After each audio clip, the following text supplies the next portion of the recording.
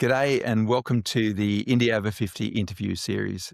In this series, we speak to musicians, artists, performers, and industry participants who can help inform and inspire all of us over 50-year-olds producing and releasing original music on YouTube and Spotify. I'm your host, John Huggart. Today, we're speaking to Pete Johns. Now, he is a musician, he's a writer, he's a singer, he's also a YouTuber, a live streamer. So we're going to learn all about his pathway and more importantly for us over 50 thinking about setting up a new studio or promoting our music. He's got some really interesting experiences and insights. Because we're all just a work in progress. Nobody's got it figured out. Yes, we're all just a work in progress. Nobody's got it figured out. Nobody's knowing all they can. Welcome, Pete Johns. Where do we find you in the world today?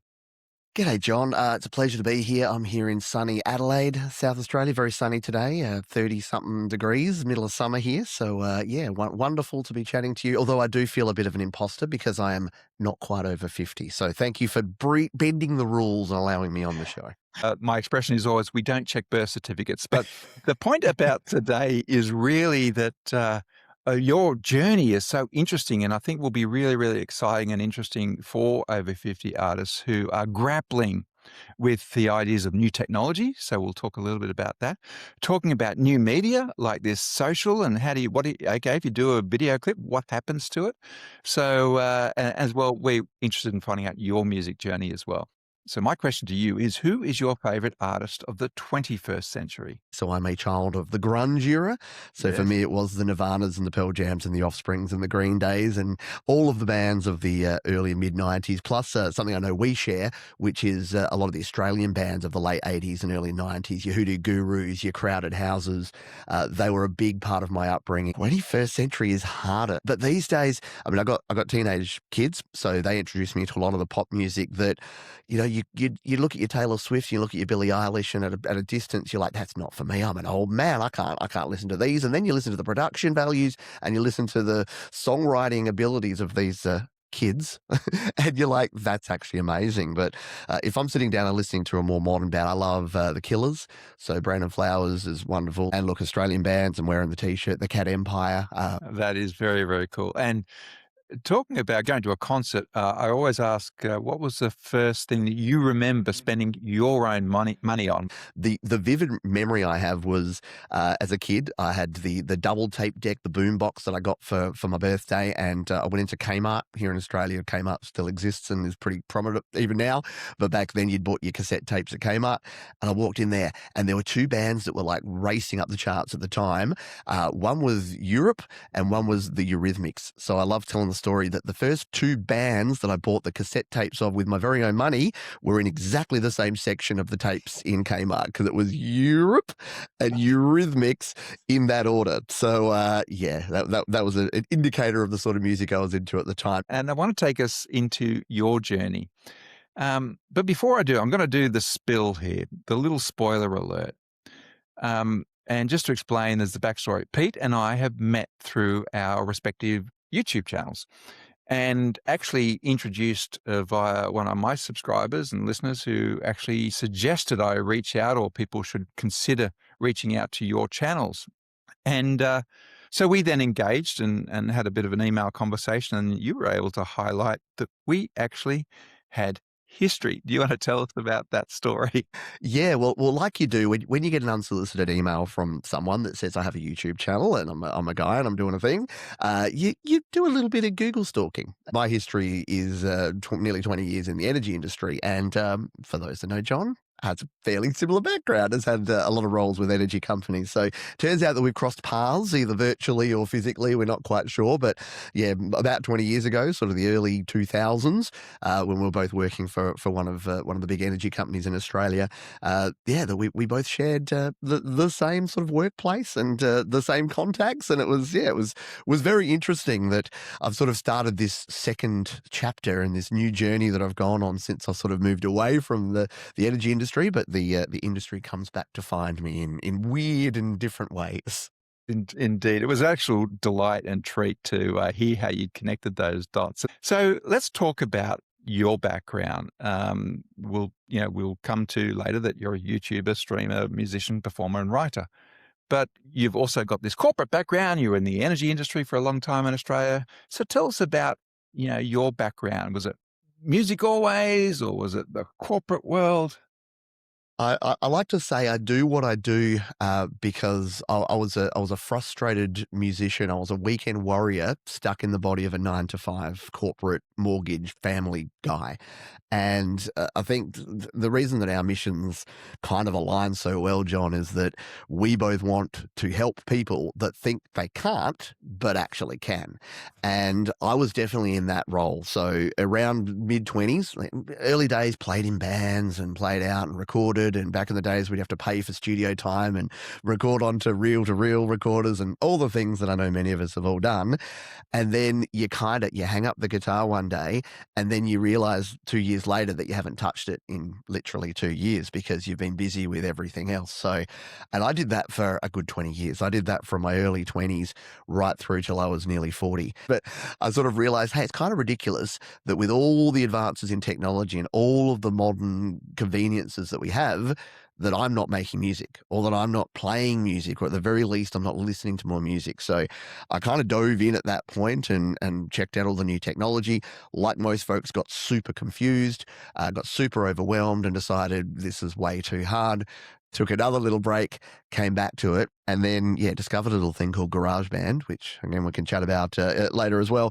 But found that, there's this whole way of making music. It's not actually that hard anymore. All you need to do is just, plug in guitar, press guitar button, play guitar, and then your guitar's recorded. Press microphone button, sing, and then your vocals are recorded. So kind of having that aha moment made me go, oh, wow, this is actually amazing. So while I was continuing to work the corporate 9 to 5, I did the 5 till 7 a.m. and 8 till 10 p.m. as a YouTube channel.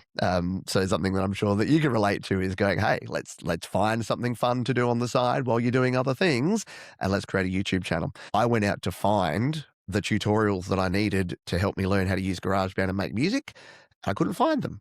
And I thought, well, I can't be the only person that's in this position right now. And I could find the Pro Tools, and I could find the Logic Pros, and I could find the people with the big studios. I'm here in my bedroom, as you can see. I could find the people in the big studios with all the fancy gear telling me how I can set up a $10,000 studio. And I thought, I got my iPhone and like $100 interface. What do I do? And so I thought, well, if I'm finding this, if I've got this problem, then there's probably other people out there as well. So that was where it all started from. It's very, very small, just started putting out very poorly designed and very poorly lit and very poor quality tutorials. But people started, and I know I've watched your video about your YouTube journey, and the same thing. Strangers started commenting on my videos, asking me questions. And I'm like, oh, I'm the guru now. Okay. I'm leading this charge of people, and I'm like, I don't really still know what I'm doing. But you know what? It's like that old thing. If you want to teach someone something, just be one lesson ahead of the student and you'll be fine. So I just kept rolling on with it, learning more, sharing everything I learned. And there's a lot more to it than that, but it sort of expanded into this. And then a little inconvenient thing happened around 2020, and there was some reshuffles in the corporate world, and I got shuffled into a spot where I'm like, oh, I could actually just maybe not be here anymore, and maybe we do this full time.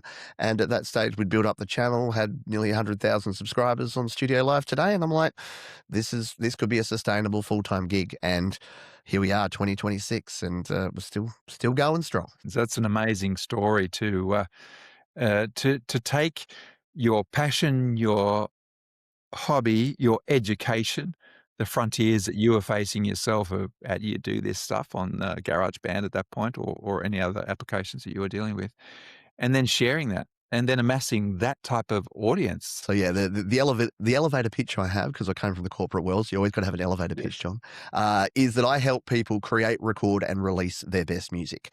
And that's really as simple as it is. So I want to find the ways that people are struggling, and then provide simple solutions to get people creating, which means songwriting, which means getting ideas, generating ideas. How do you actually do the doing of making a song, recording, what is the nerdy boffin stuff that we all don't really want to have to think about what we have to, and then releasing. Well, now what? How do I share my music? It's one thing to create art, but art's not art till you share it with someone else. So they're the sort of three pillars that I look at on Studio Live today. So in terms of the writing, I do a lot of things. I do a thing called Songtember every year where I get the community to come together and we all create and record and release a song in the month of September. So that's a really good sort of community focused thing to get people creating their first ever song, or maybe their 10th ever song, or maybe their 100th song. But it's that little sort of positive time pressure in the community to get something done, and a lot of sort of songwriting tips and things that I do throughout the year as well.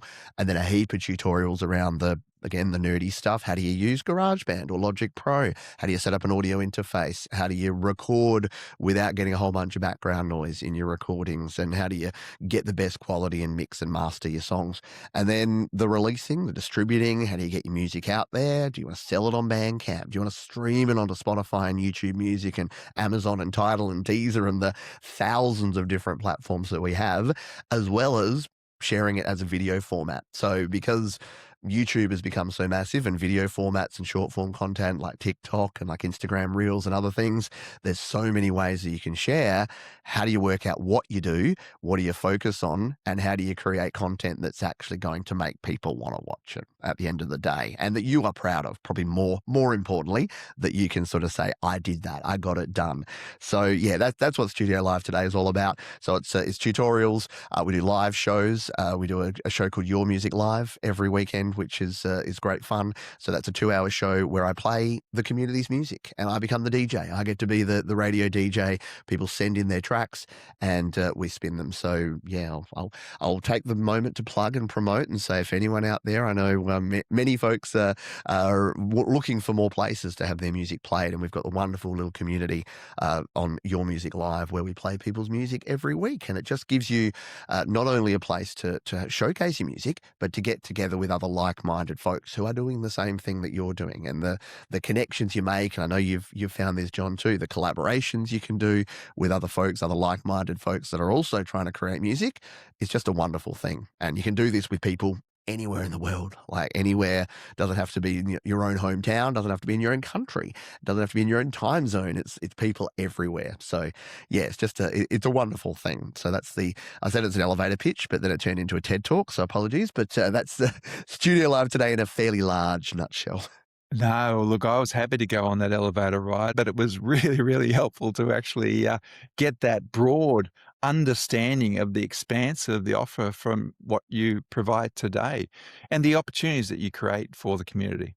Yeah, it's a privilege and a pleasure to do, and yeah, it's challenging at times. I was mentioning again just off mic before the show. I mentioned to John that I've had a bit of a cold this week, and I said that it was a little bit of a struggle during the show this week, but it was the fact that I knew that I had 30 tracks from amazing indie artists that I hadn't have to play. I get to play, and that just kind of lifted me up and got me through. And then I did the show and went back to bed to look after myself. But yeah, it was it's such a pleasure. I'd like to dive a little bit more into your music, because you talked about you played in bands, you did some recording. Tell me, let's tease that out a bit. And I think I did introduce yourself as a songwriter as well. So tell us about your personal music journey and where you've come from and where you are today. Yeah, so not surprisingly, given what I've told you about my love of early to mid 90s grunge, played in a 3-piece band, played guitar and vocals, had the long hair, had the flannelette shirts, had the ripped had the full look. So yeah, that was the main thing. We were called Scarpa because you had to have a sort of funny name that had a couple of meanings. So we were called Scarpa. We played very few gigs, local house parties and a couple of very random pubs in Adelaide, most of which don't exist anymore. So yeah, that was sort of the late teens into the early 20s. And again, once you get to that point, and many people can probably relate to this, you're in a band and then you try hard, you do the demo recording, you get the cassette tapes that you sell from the boot of your car and you send them around to the pubs and you send them to A&R people because you want to get a record deal. And yeah, it was all the usual things. You go into Triple J and try to get into Unearthed and all that sort of thing that we were doing. None of that kind of worked out for us. And then, I get a job, I join the workforce, the drummer goes to uni, and the bass player moves to Brisbane, and yeah, all those sort of things happen. So it was a lot of fun, but yeah, it wasn't super serious. And then it was the big gap. It was the 25-year gap. And then when I got back into songwriting, I was older. I pulled out my acoustic guitar and just sort of started strumming chords. And I'm like, oh, I think I've got a bit of a different style of doing things now. And that's where sort of Pete John's Mark II came in, where I started writing more singer-songwriter, sort of slightly softer rock songs, bringing more keyboards into my songs, and with the addition of things like GarageBand, being able to bring in other instruments, and using things like virtual drummers that I didn't know that I had access to, because I don't have a drummer anymore. How do I get drums in my songs? And you're like, well, there's this virtual drummer. Hey, that sounds pretty good. So bringing that sort of thing, and it kind of culminated in 2018 when I recorded an album, which was my to-date only album I've recorded. I know I've gone another 8 years without recording a second album, and I've promised that 2026 will be a year where I do my second album. So so I did an album in 2018 called Selfish Aware, and by the way, it's self-bracket-ish (aware). Do not ever put brackets in your album titles. It is horrific for search engine optimization. You think you're clever, you think you're doing something fun because you've seen other bands do it. It's just not good. So no, before you release something, don't put parentheses or brackets in. Good tip. Yeah.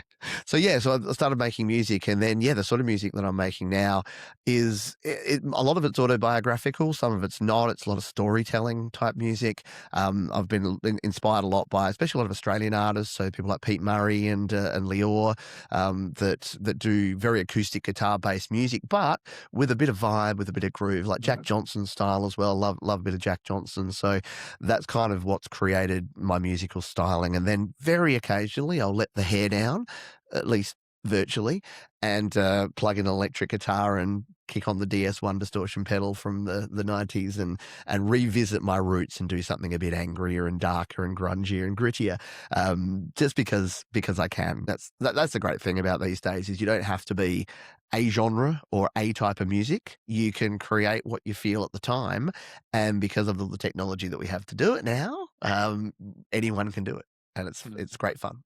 I've seen you perform live in your live stream and in your shows. You're playing, typically I've seen, you're playing acoustic guitar, you can sing the songs. So you're doing that online. Are you doing that in real life as well? Yeah, those from my community that have come over to watch this, John, are chuckling to themselves, because I had a New Year's resolution in 2025 that I would actually get out and do some open mics and do some busking and do some live gigs. And I don't like to say failed, but I am yet to achieve that goal. So I have re-upped that for 2026, and I do need to actually get out and do that. It's a very weird thing. And for those that are thinking, oh, I'd like to do what John and Pete and all the Indie Over 50 community are doing, and make music and share music, but I'm too scared to. It's too intimidating. What are people going to say? What are people going to think?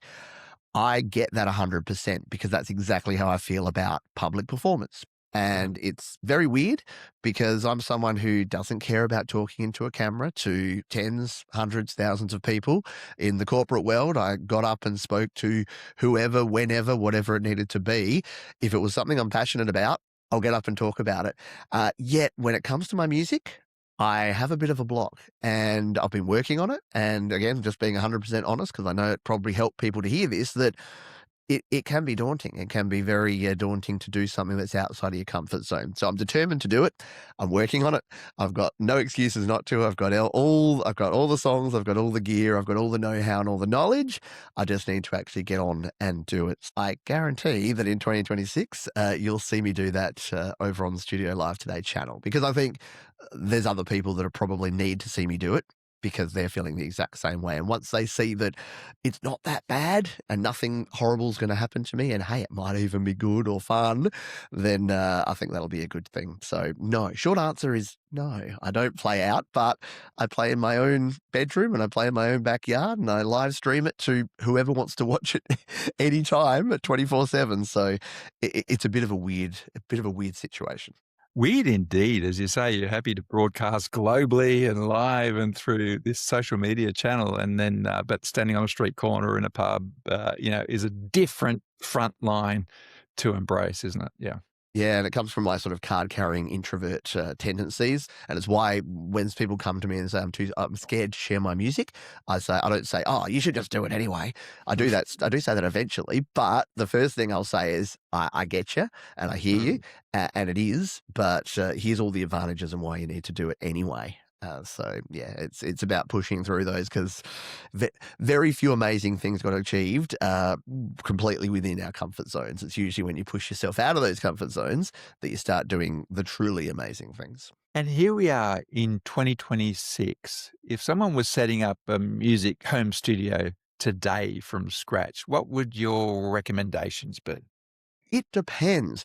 But really, there's three items. I call them the holy trinity of items that you need for your home studio. And that is you need an audio interface, you need a microphone, and you need a pair of headphones. I always say it's a bit like wine. John, I don't know if you're a wine drinker, but you never order from the bottom of the wine list, the cheapest. Just go one or two above. So if you see the Amazon specials for the $70 recording kit that has everything included, you're going to get what you pay for. So I like to say that, yeah, you can get away in 2026 with around the $100 to $150 mark for each of these three items, which means, yeah, for a good $300-400, you can set yourself up a really nice home recording setup in your bedroom, in your studio, or wherever you got the space. Once you've got the ones and zeros, then it's an infinite range of opportunities once it's recorded on that hard drive. What you can't change is how it was captured in the first place. Yeah, and it's why I say, again, the wine analogy, why I say spend a bit of extra money on this, because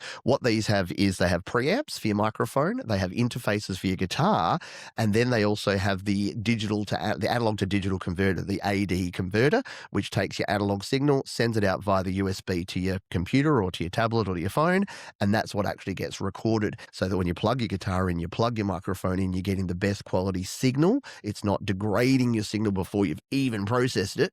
And then you want one with a good analog to digital converter that then turns that into a high quality digital signal. Because as much as people say fix it in the mix, there is no fix it in the mix. And if you've got a noisy or not loud enough signal going in at the front that's converted with a bunch of compression and artifacts, you've heard this stuff before. You know, everyone that's recorded, especially if you've been from the analog days, you've heard that. You've heard the warble, you've heard the noise floor, you've heard that hiss, that background noise. And even though I do joke, John, that in modern music, they're adding that back in. There's like tape warble plugins people are putting on their synths now. And I'm like, do you know how many decades we spent getting rid of this sound? It's called lo-fi now. I love it. It's now a genre. And people get hung up on brands, Focusrite, M Audio, Steinberg, but even Behringer, because again, you can go audio interface, as I said before, start at $100, $200 for a two-channel interface. You can spend thousands. You really can. But again, like the wine, just like not buying the cheapest and buying the second or third cheapest gives you good quality, unless you are a real wine connoisseur or an absolute audiophile, a $4,000 audio interface is not going to make that much difference, especially if you're a home recording musician starting out, or even if you're an amateur or heading towards pro. Because of digital, because everything sounds so great these days in the digital space, yeah, you really don't need a whole lot to get a great sound.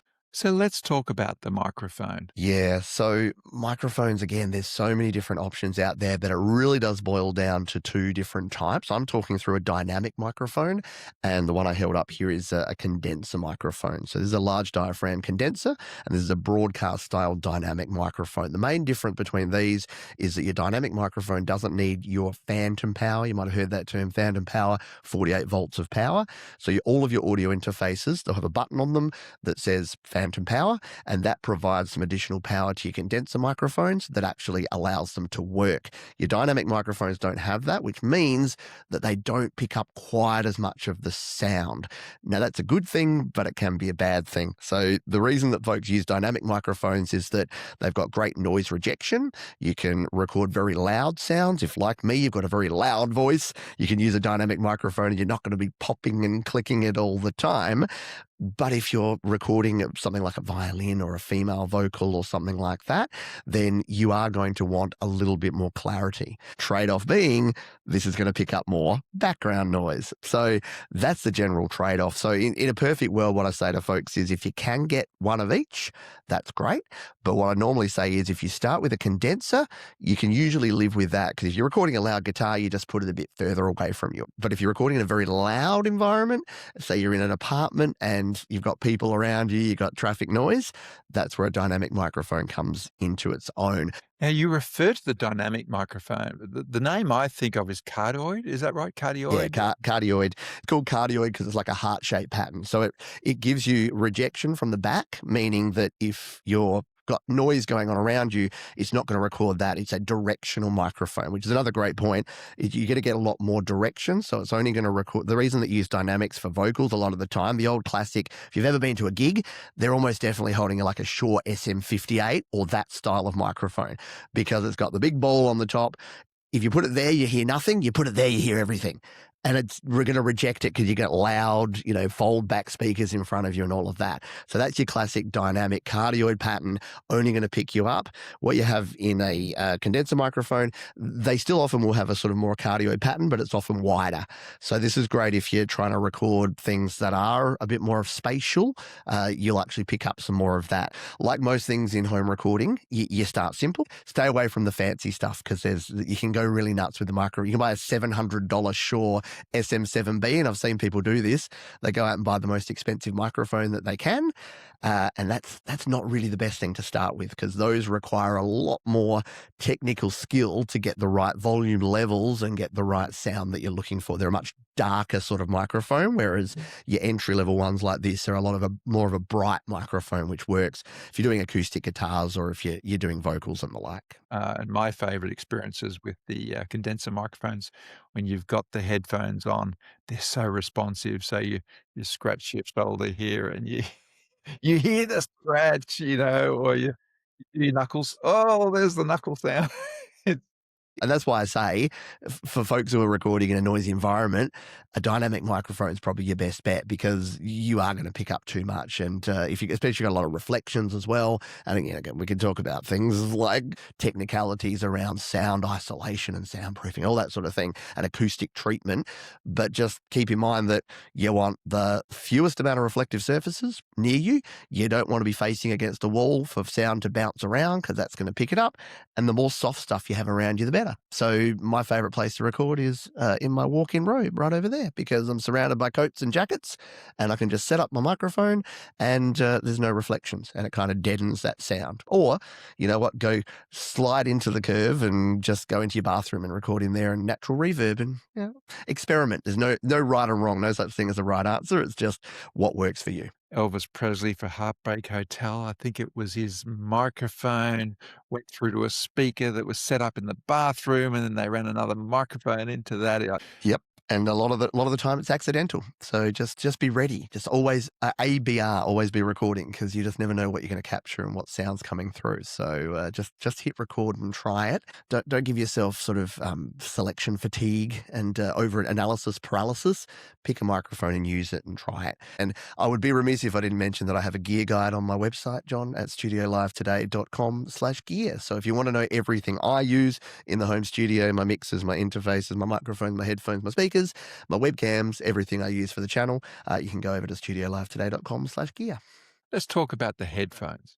So these are the headphones that I use. They're the Sennheiser HD280 Pros, but I only show you that to tell you that you can use whatever you want. I know people that have used the earbuds that come with their phone and use that as their headphones, and it's worked absolutely fine. The key thing with headphones is, if you're buying a pair of headphones for recording and mixing, you want a closed back headphone. So if you think of the ear cup of your headphone, what a closed back headphone means is exactly what it sounds like. It closes all the way around your ears. So the back of it, there's no audio getting in there. And the reason for that is mic bleed. One of the biggest challenges that especially people new to home recording have is not understanding that if you can hear it in the room, your microphone can hear it too. And that goes down to your headphones as well. Technical people out there will be saying, but Johns, you need open back headphones for the best mixing and mastering experience when you're starting out. That's also true. But if you're going to have that one all-rounder, I would rather have the closed back so that you're getting that good recording when you're tracking your vocals or your guitars or whatever you're recording, and then you can still use them for your mixing. And then another subset of people, they'll jump into the comments and say, unless you're mixing on monitor speakers, just don't even bother. You can't mix on headphones. You can't master on headphones. Now, to that I say, sure, if you want the absolute best quality, pristine mixes and masters, yeah, go to a $100,000 mastering studio with all of the sound isolation and all of the acoustic treatment and the bass traps in the corner. We live in the real world.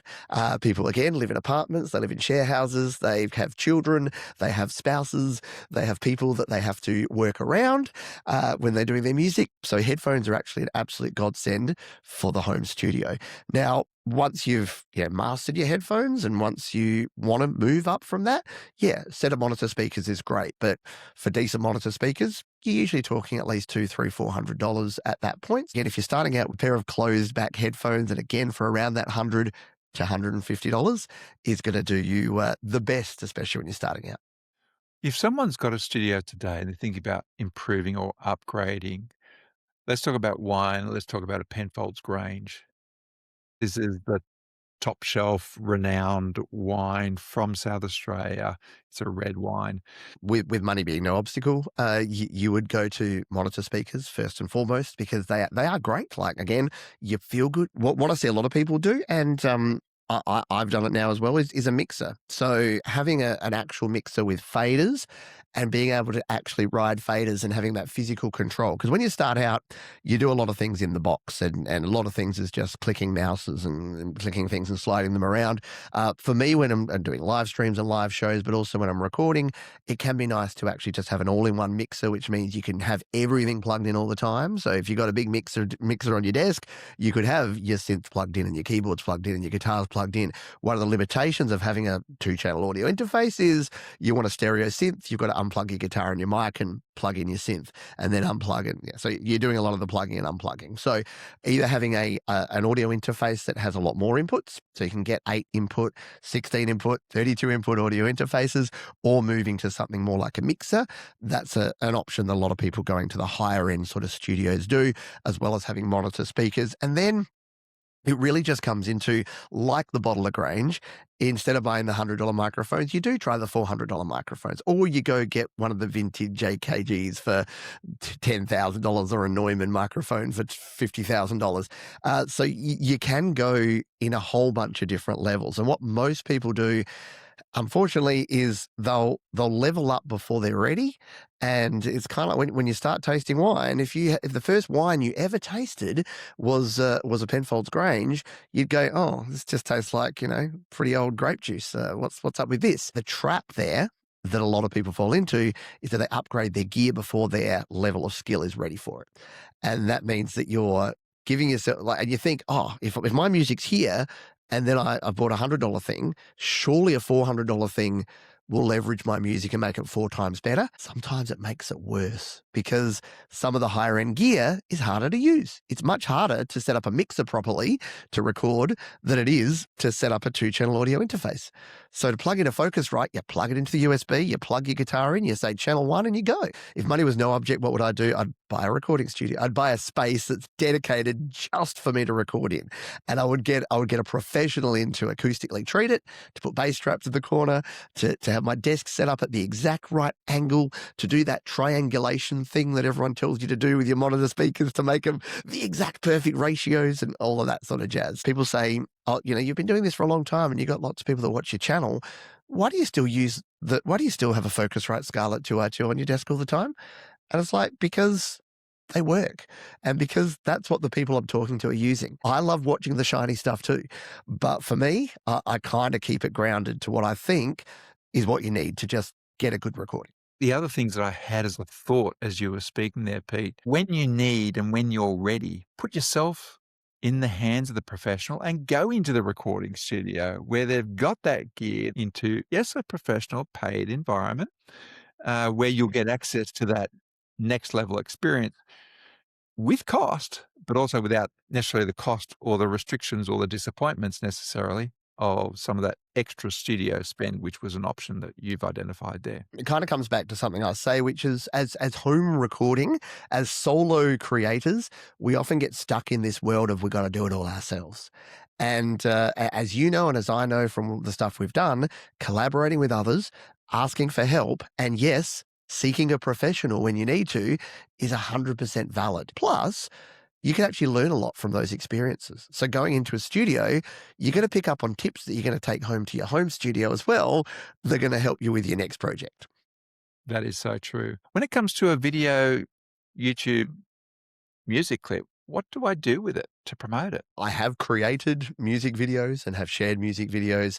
And like most things on the internet, John, it does come down to, unfortunately, organic versus paid. And I've been working on this ever since I started the channel 10 years ago. And it all comes down to two-way communication, how you position yourself, finding things that people want, and then engaging with the right people at the right time. And all of those things are unfortunately variables.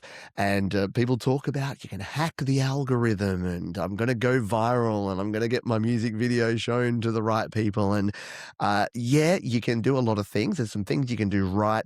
There's some things you can do very wrong. And we'll talk about some of those as we go through here. And then you can also, as you've mentioned, you can pay for the privilege through Google Ads and YouTube ads. The organic reach that we used to have has diluted over time. And a lot of that has come down to the fact that, yes, you can actually pay for reach for your music videos. But yeah, the number one thing that I recommend folks do is to do it in the first place, to actually get your music out there and get it out there in video form. Because a lot of people, they spend a lot of time on the music and the promotion and the Spotify and the press kit and the EPK and all the rest of it. And then they neglect the video side of it. And there's some really great videos. There's some people that can create videos without a lot of effort that are really effective, that really do the job. But then there's also the phoning it in, which is you slap your artwork up there and then you release it as a video, and it's not going to get that visual engagement. If you're already out there on audio platforms and you want engagement on a video platform like YouTube, you've got to provide something in a video, in a visual format that other people aren't actually providing. What would the first way that you would consider once you've got your YouTube music video up of helping promote it beyond family and friends? Talking from experience and talking from experience of other folks that I've worked with that have had effective music videos, it is about finding your niche and finding your audience and your community. And that can be a challenge because a lot of people say to me, I don't want to just play my music to other musicians. But whether you like it or not, that's kind of where you'll start, because in order to develop a fan base, you need to be good at your craft and you need to be able to actually engage with people out there in the world. So what I've had a lot of success with and seen people successful is a lot of the Facebook groups, a lot of forums that people are hanging out in. That's where a lot of people share their music. I started the show again to plug the studio live today called Your Music Live off the back of that. So I actually started it within a Facebook group. I started doing a GarageBand users weekly show where we would sort of showcase people's GarageBand creations. I moved that over to YouTube and now I showcase people's music videos there. But sharing your music videos within these groups and forums does a couple of things. It not only broadens the reach. So again, you're not just sharing with family and friends, you're sharing with other music creators, and they'll not only tap in and start liking your music and sharing it with their family and friends and creating that network that starts spidering out from there. I think that the internet is two-way, and I think a lot of us still think in terms of a television. YouTube isn't a TV. None of these platforms are TV anymore, not even Spotify or any of the streaming platforms. People want to hear from their artist. People want to connect the human with the art. And YouTube gives you this unique opportunity to do that. So what I say to a lot of people is, if I go to your YouTube channel and it's just a bunch of videos and I don't see your band or I don't see your face or I don't know who you are, you could just be another generic artist. But if I know, oh, that's John, he's from Indie Over 50, or I've seen him on this Facebook group, or I know him from this forum. I don't know about you, but I way prefer listening to and engaging with people's music when I get to have, even if it's not even if it's a parasocial relationship that we often have, I just like knowing the person and knowing a little more about the music. I've had this on my different, because I'm administrator of a lot of Facebook groups and my own YouTube channel and my own shows. People will come in there and they'll just start spamming the group. You've seen it. Everyone's seen it before. They'll be like, check out my new song. Hey, check out my new song. Check out my new song. And you go to them, they're not listening to other people's music. They're not engaging with other people online. So if you just go one way, all these organic algorithms will just go, this person is just pushing. It'll take you 3 or 4 YouTube or Facebook or any other platform posts of just self-promotion before those platforms will say, no one's going to see this anymore because you're just promoting yourself. In the Spotify and the other worlds, there's playlists. Are there such a thing as a playlist in YouTube video clips? Playlists on YouTube, as you know, if you've used it, are quite different. So they're more of a personal thing and they're more of a channel-based thing. What you should do with playlists is have a playlist of your music. So make sure that you can create a big chunk of watch time of your music, because once someone comes in and watches one of your music videos, you should have an end screen on there that sends them to the next one. You should have the very first thing in your description should be another video. You should have a card that pops up at a opportune time that tells them about the next song. And usually you want to place that around about the time where people start tuning out. And I know that you've done some research on this with other platforms, but you'd be surprised how quickly people stop watching and listening to your music. Well, I'll be that'll be my first takeaway, because I have not done that. I've got an artist profile. On Indie Over 50, I've got playlists and cards, and here it is on my artist profile. Thank you. That's a great tip for me. So that very first line of your YouTube description is one of the most important places that people miss. They'll just put text there. They'll say, this is my new music video. And then it'll be, I created this in whatever platform. And then it'll be 3 or 4 lines down where it'll be their link to their Spotify. Where do you want to send people? That's got to be the first line of your description.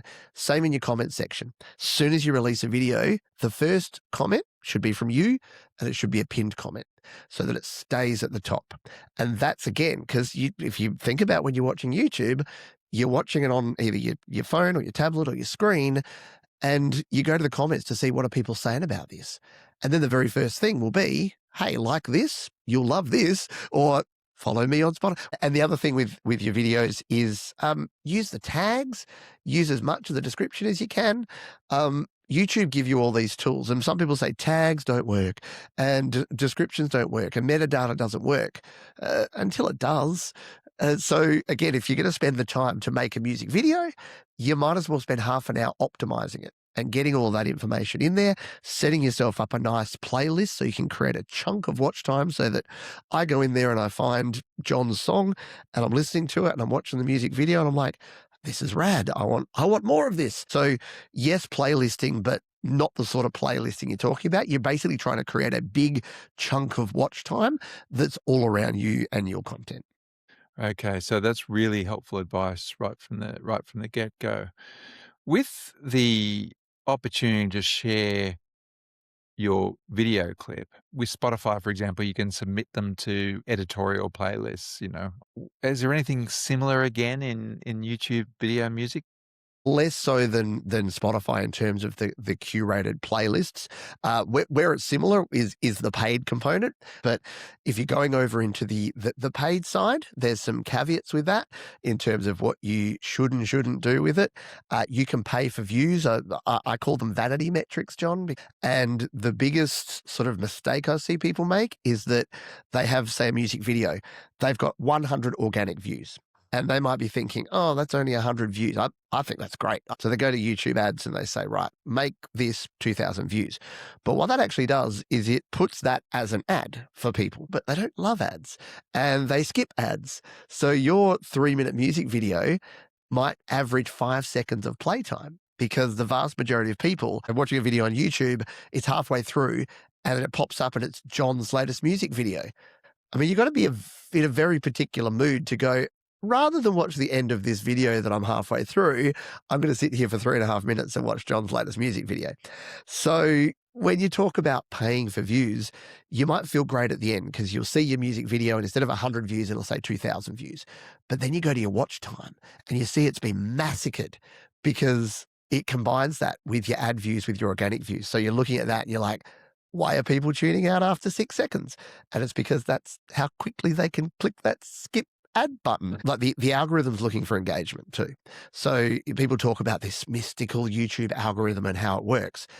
It really, it doesn't care about you. I'm sorry. I know I care about you, but the algorithm doesn't. It just wants you to stay on that platform and keep watching and keep doing that thing. And it's why the challenge between, Meta and Facebook versus Spotify versus YouTube, they're all owned by different people. They would all love to keep you completely separate on their own platform. And it's why these days organically linking to another platform just doesn't work. It's almost impossible to get someone from YouTube over to another platform because YouTube don't want them to leave YouTube. But if you can, again, use the tools I said before to double down on that and keep sending them to your YouTube, then, hey, that's fine. But what it actually does is when either a human or an algorithm goes in there, I don't know about you, John, but if I went and I saw someone that had a music video with 2,000 views and 0 comments, I would think something's not quite right here. This hasn't been viewed by humans, or if it has, this has been viewed by humans that have skipped it almost immediately. So sometimes it does more damage than good. So I say to use Google Ads and YouTube ads very carefully.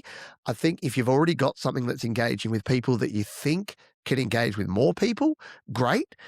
If you haven't got something engaging with people and you think paying for ads is going to suddenly create a community of engaged people, I think that's a risk. And I would generally advise against that, at least to start with. And you know what? If you want to try it, bit like doing anything, like meta ads and other things, start small.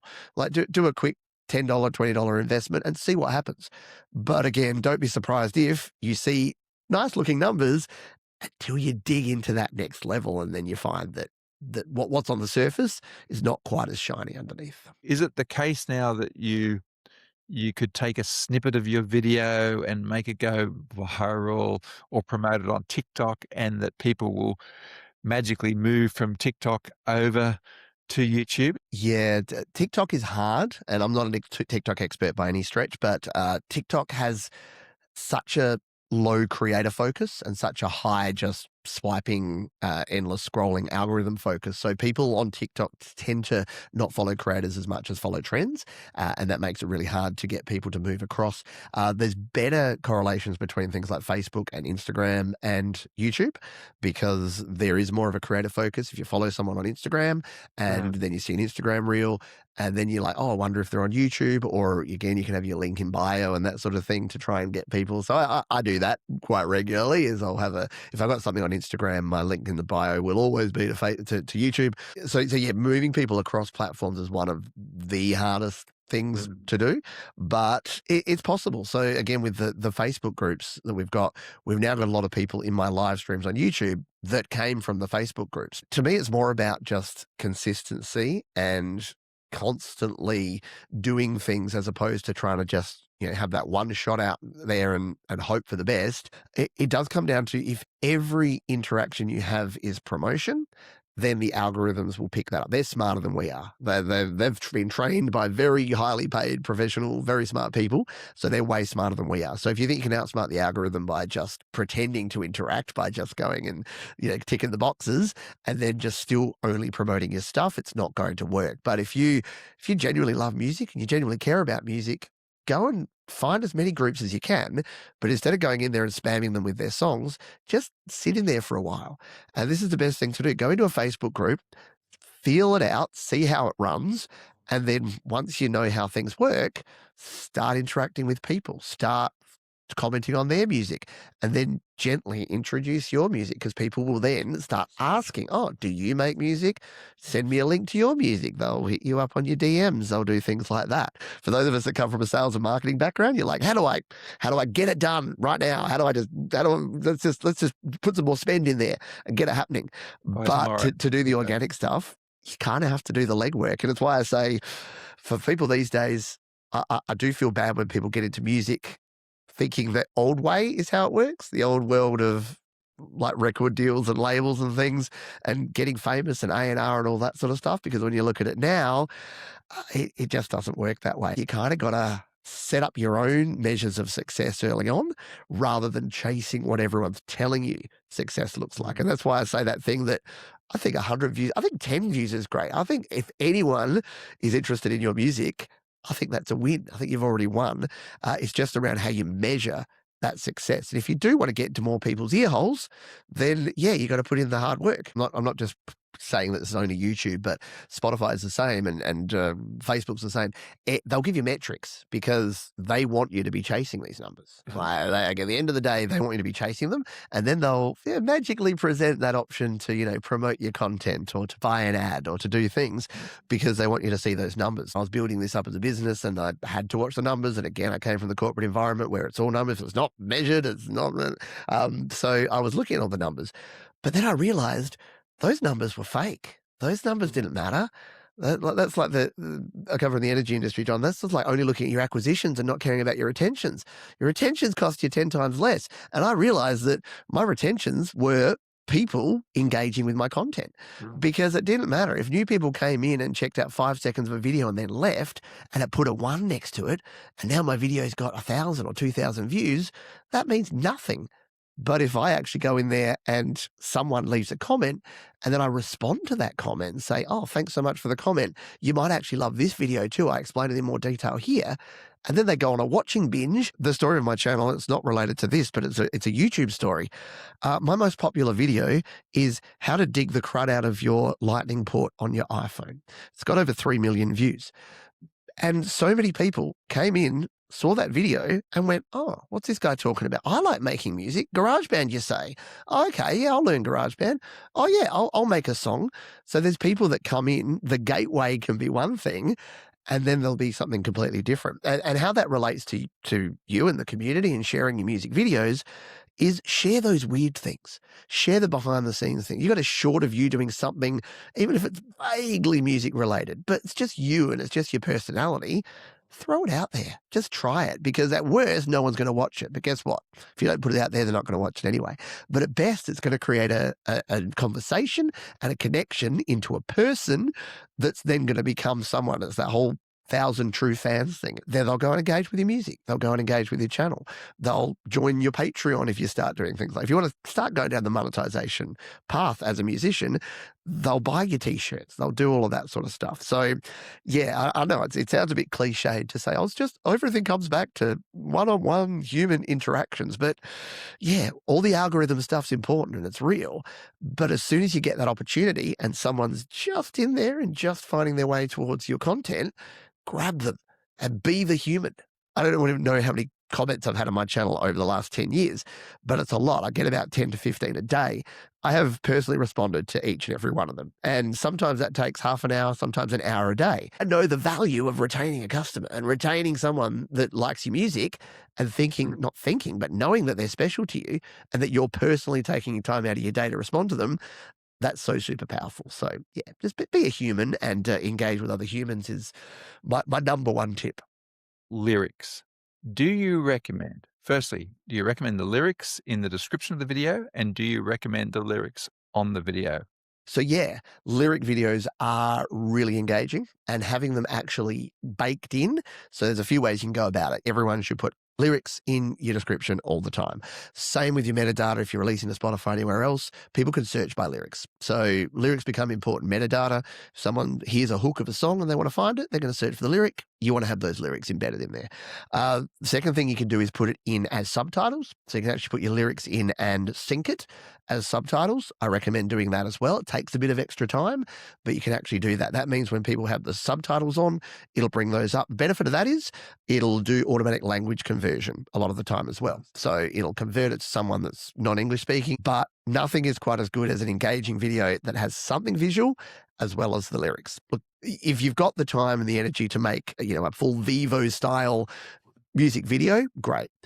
But if you could just have just a visualization, and there's heaps of visualizer websites and things and places you can do that with, some sort of visualization, but then go to the effort of making a lyric video, and you can do it. I use LumaFusion on my iPad. You can use iMovie. You can use whatever you've got. Like there's heaps of ways to do this. Takes a little bit of time to sync it up, but from a viewer perspective, there's nothing quite like it. And you know what? If you don't have the time or the energy to do that, you playing the song. One of the most successful music videos I've had recently was just an image of me playing along to the song. And I put the lyrics in the description and I subtitled them, but it was just me playing along. Because people want to see humans. They want to see someone doing something. They want something interesting. We've seen the rise of a couple of things, of people using stock footage for music videos, which is fine. It still gives something visual. And of course, we've seen the AI discussion, which is a whole nother topic for a whole nother day. The thing is, YouTube is a visual medium. So having something for people to look at while they're listening to music is important. So if the more you can do, the more effort you can put into that, the better your results are going to be. And tell me, you offer this opportunity. It's a very special opportunity by which people can share their music with you, their music and their video clips. Do you want to just talk about how that works? My mantra's been create, record, release, and I was looking for ways for people to have a platform to share their music. Similar to my channel, where I couldn't find someone teaching GarageBand, I couldn't find a platform sharing independent music. So, I mean, there were out there, but they were very heavily focused on pay to play or rap and R&B. And I'm like, I just want people like your community and my community, just weekend warriors, folks that are creating music because they love it. How do they share their music? And if they're going to the effort of making their own music videos, or even if they're just sharing it on SoundCloud or Bandcamp or something like that, how can we sort of showcase this music? So I have a show called Your Music Live, and I call it the Whitman sampler of music shows, because I play 1 to 2 minutes of about 30 or 40 songs every week. So some people don't love that because they're like, if you don't play the whole song, you're ruining the art. But I like the idea that you get in there, you listen to a bit of a song, and it's kind of the perfect formula, because people will come and watch the show. We usually get about 40, 50 people watching live, coming in and out over the 2 hours of the show. And then a few hundred to 1,000 will watch the replay. So you're getting decent exposure. And we play people's music. So people, you, me, people that are recording music online, part of these communities, they share their songs. And then other people get to listen to them. And the beauty of it being 1 to 2 minutes is I put all the links in the description, something that you do as well. Providing these platforms and providing the links means that you get discoverability. People will go and they'll seek out, they'll listen to 40 songs.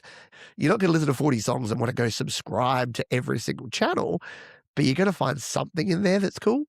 And so that's sort of the listening experience. And then each week, people just submit their songs. There's a small, quality check at the start that it's, not preaching hate or anything or doing anything bad, but this is for everyone. So this is for beginners and amateurs and professionals. People will share their demo recordings. They'll share fully produced recordings, and we all just get to have a 2-hour music listening party every week. So yeah, if anyone wants to submit a track to that, I'm sure John will have a link to it down in the description. We'll definitely have the links below. So I say to folks, if you've got a YouTube video, YouTube links are the best. But again, some people haven't got to that stage yet. So they've uploaded their very first demo to SoundCloud or somewhere like that.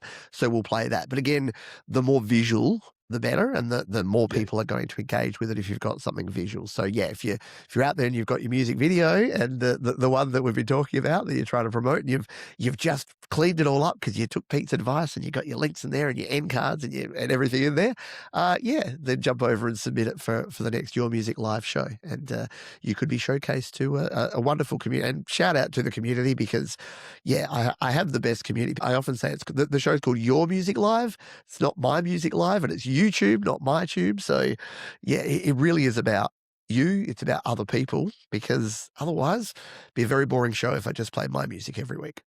So remember, if you've got any links you'd like to share with Pete and his channel, you'll have the links below. So please do that. You've been so generous with your time. We've had the introduction to your own journey, to the venture and the channel and what you offer this community. And you've also given us some really great insights about setting up a studio today, what's important, what's not. and also some options and opportunities for those of us sharing our YouTube music clips. I guess as a last question for you, Pete, what advice would you have for indie over 50 community? Yeah, the best advice is, I like to say, when should people start creating music? It's like, 5 years ago, but the second best time is right now. So, the more music you can create, the better. I believe that you miss 100% of the shots you don't take, so don't be afraid to actually share your music and to keep creating more and more music and sharing it out there, because it won't be the song that you think is the best ever, that you've spent all the time on, that you put out there that will be successful, that people will relate to. It'll probably be the one that you didn't really think much of and you just put out there anyway. So don't be afraid to share everything and to interact with other folks and to, yeah, keep creating. Again, I say create, record, release, and then repeat, because it's the best way to get your music out there and to connect with other folks in the community. Do it now. So be part of this community. You've been so generous in your ideas. Thank you very much, Pete Johns. Thanks, John. My pleasure.